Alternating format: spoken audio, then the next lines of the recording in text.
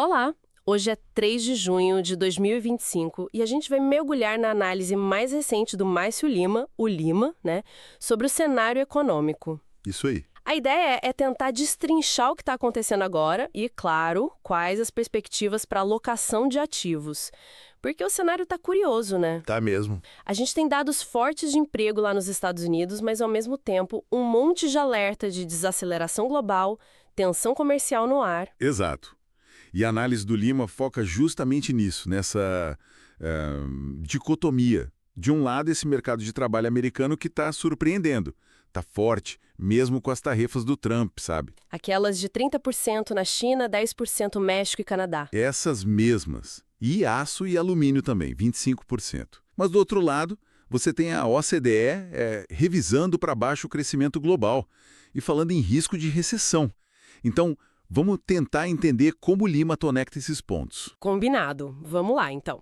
Primeiro, o emprego nos Estados Unidos. O Lima destaca aquele aumento inesperado de vagas, o JOLTS, né? Uhum. E a projeção de criar uns 130 mil empregos agora em maio, com desemprego estável, 4,2%. Isso quer dizer que, por enquanto, pelo menos, as tarifas não bateram tão forte como se esperava. Parece que sim. E a consequência direta disso, claro, é que sustenta o consumo. E consumo é tipo 70% do PIB americano. Muita coisa. Demais. E isso meio que justifica a postura do Fed, né? Deixar os juros ali quietinhos entre 4,25% e 4,5%. Só que, e aí vem o alerta do Lima, não dá para ignorar o OCDE falando em crescimento global de só 1,7% em 2025. Bem baixo. Muito baixo. E já tem economista com medo que as tarifas, comecem a pesar mais. Talvez derrubem a criação de vagas para os 90 mil por mês, sabe? Então, o risco de desaceleração, principalmente na indústria, ele existe. Está no radar. E como é que os mercados estão reagindo a essa briga de sinais? A gente viu S&P 500, Nasdaq subindo, Nvidia, por exemplo, mais 3%. Sim. Mas, ao mesmo tempo, os treasuries, os títulos do tesouro, caíram. E aí os rendimentos, os yields, subiram. E o dólar também subiu. Parece meio contraditório, né? Parece. Mas o fascinante aqui, e o Lima aponta isso, é a força da tecnologia, das gigantes de tecnologia. Ah, entendi. Elas parecem menos sensíveis a essas tarifas, sabe? E ainda estão pegando a onda da inovação, inteligência artificial e tudo mais. Agora, a queda nos treasuries, com o yield de 10 anos ali perto de 4,44%, isso pode indicar duas coisas. Quais? Ou um certo otimismo com o crescimento americano mesmo, ou então um receio de que as tarifas acabem reaquecendo a inflação, sabe? Faz sentido. Já a alta do dólar. Bom, aí é um reflexo da economia americana que ainda está mais forte, né? Comparada com a Europa, China. E, claro, os juros altos do Fed ajudam. Entendido. Então, com esse cenário todo que o Lima desenhou, como é que ele sugere que a gente navegue?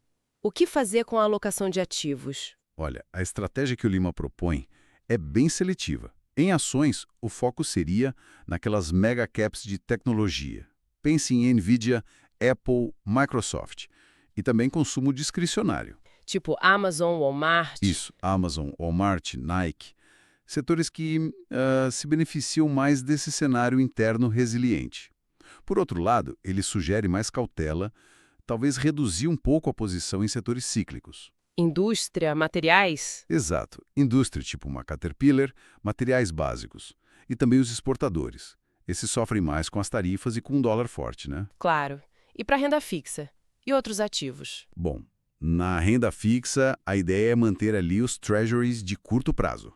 Os rendimentos tão atraentes nesse cenário. Certo. Mas ter mais cuidado com os de longo prazo, justamente por esse risco dos yields subirem mais, que a gente falou. Ok.